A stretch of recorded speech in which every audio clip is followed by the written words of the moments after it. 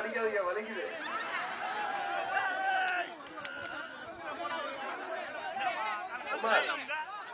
அந்த மஞ்சப்பூல ஒரு சின்ன புழு இருக்கு, மேலெல்லாம் ஒட்டிக்குதுமா. ப்ளீஸ் கீழே போட்டுருங்க, கீழே போட்டுருங்க. இப்படிதான் வர்றேன், கீழே வர்றேன் தம்பி. பேசிட்டு வரேன், கொஞ்சம் ரொம்ப நாள் கழிச்சு வர்றேன். பேச விட மாட்டீங்களா? பேசிட்டு வரேன்.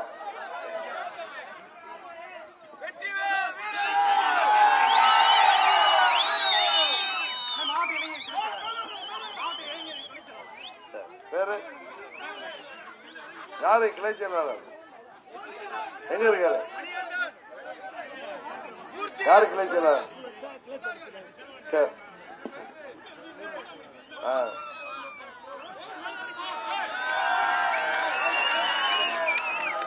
என் தலைக்கு 10 லட்சம் சின்னதா இருக்கு. நீங்க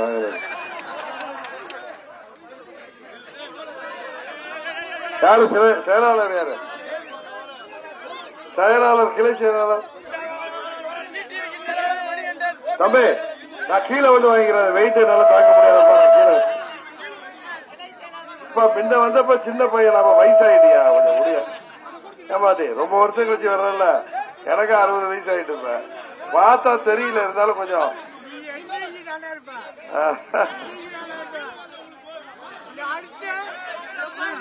எல்லாம் நல்லா இருக்கீங்களா?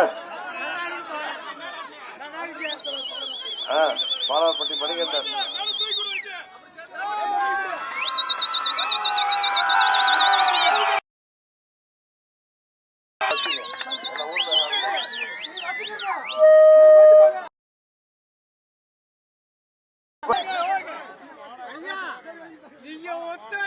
பாலாறுப்பட்டி வந்தாலே எப்பயும் கலகலப்பா இருக்கு. எப்பயும் நல்ல வேலை பயந்துட்டே வந்த ஊருக்குள்ள சுத்த விட்டுருவீங்களே. அது நன்றி அறிவிப்பு வச்சுக்கலாம், நன்றி அறிவிப்பு வச்சுக்கலாம். ஜீப்புல வர்ற உள்ளார போயிடுவோம். நான் இருக்குல்ல, என்ன பெரியவர நான் இருக்குல்ல.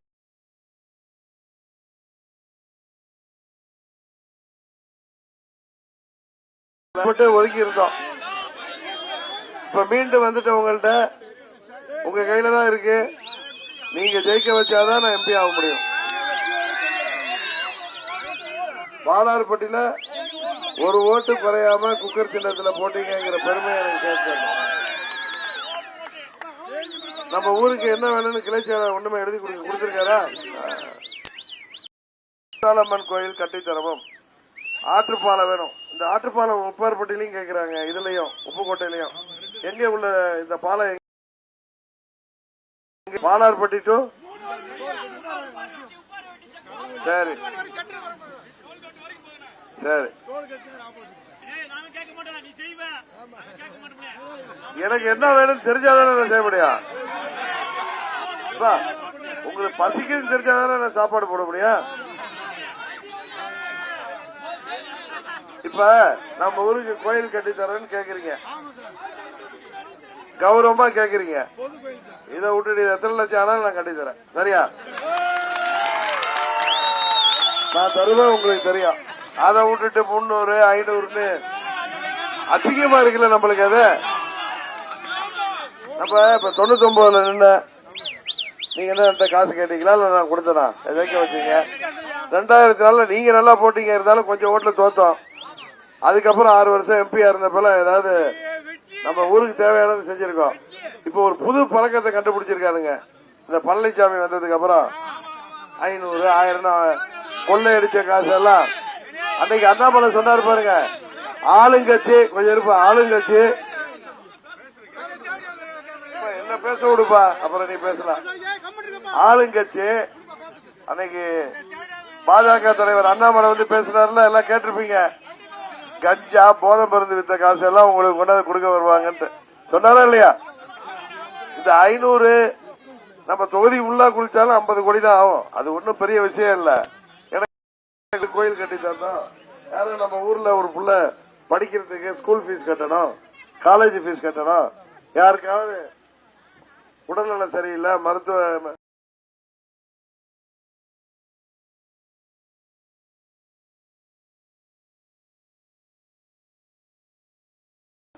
ஒவ்வொருத்தருக்கும் 500 ரூபாய் குவார்டர் வாங்கி சாப்பிடவா?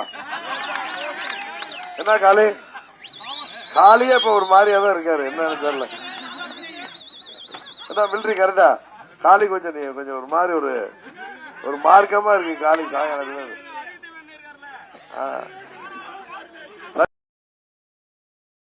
சரிங்கள, அதனால அவங்க கூட கொடுத்தாங்கன்னா ஆர்கே நகர்ல நான் அம்மா தொகுதியில நின்னல, அம்மா மறைஞ்ச பிறகு அப்ப அங்க இப்படிதான் பழனிசாமி என்ன தோக்கடிக்கிறேன்னு வீடு வீடா முன்னாள் அமைச்சர்லாம் 10,000 6,000 அள்ளி வீசுறாங்க. ஆனா ஒன்னும் பருப்பு வேகலாங்க. நம்மள 41,000 ஓட்டு அதிகமா இந்த குக்கர் சின்னம், இந்த குக்கர் அங்கதான் கிடைச்சிச்சு எனக்கு, அங்கதான் புடிச்சிட்டு வந்த அந்த குக்கரை.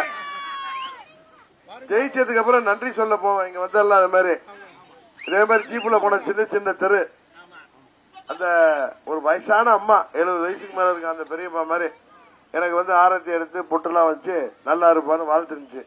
நான் கேட்டேன், நம்ம ஊர்ல எல்லாம் உங்க வீட்டுல எத்தனை ஓட்டுமா அப்படின்னு கேட்டேன்.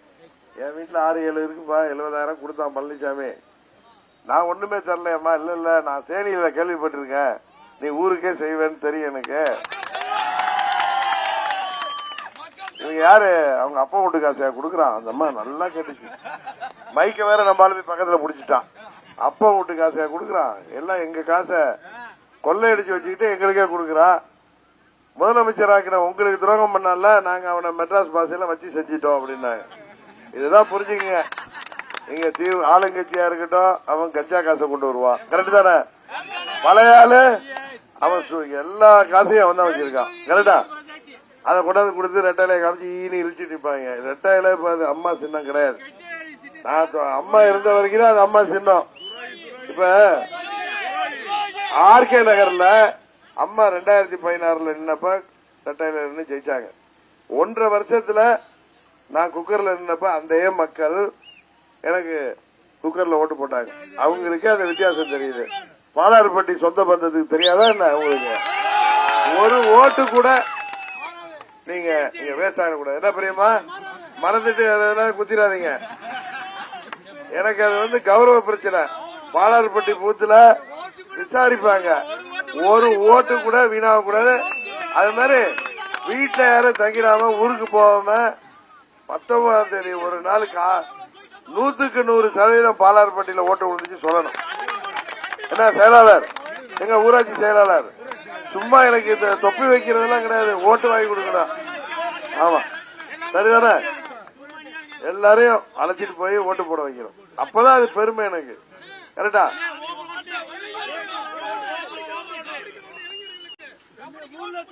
கிரவுண்ட் வேணுமா? அத மாதிரி கேளுங்க. சிங்க குட்டி மாதிரி கேளுங்க, அதை செஞ்சு தரடா. சரி,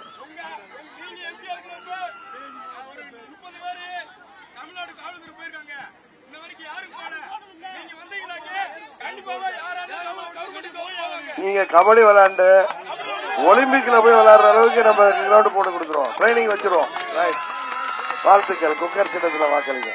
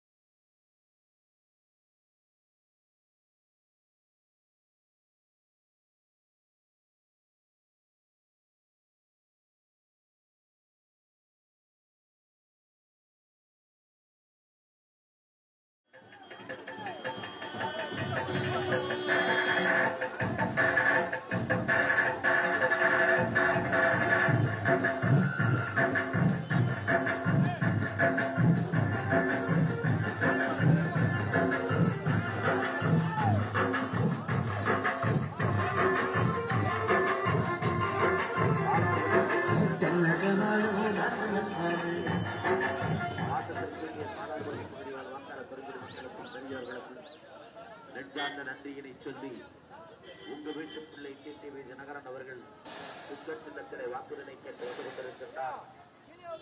நீங்கள் அத்தனை பேர்களும் ஒட்டுமொத்தமாக உங்க வீட்டு பிள்ளை டிடிவி தினகரன் அவர்களுக்கு புத்தர் சின்னத்திலே வாக்களிக்க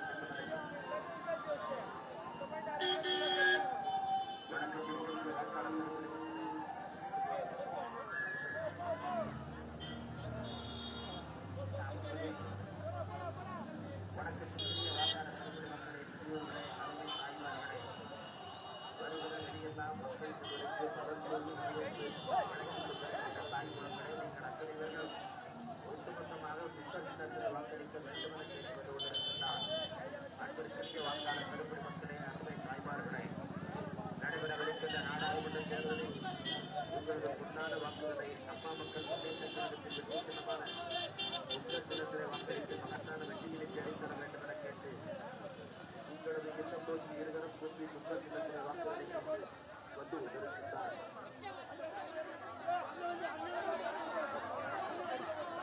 புத்தகத்திலே வாக்களிக்க வேண்டும் என கேட்டுக் கொண்டிருக்கிறார்.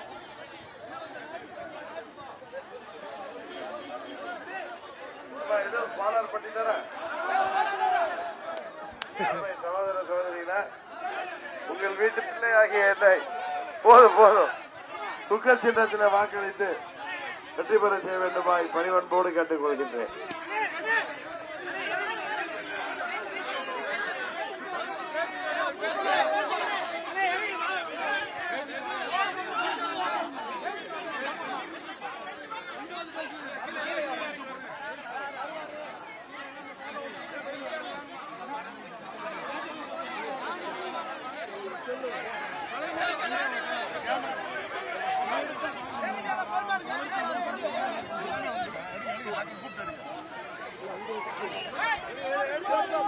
அந்த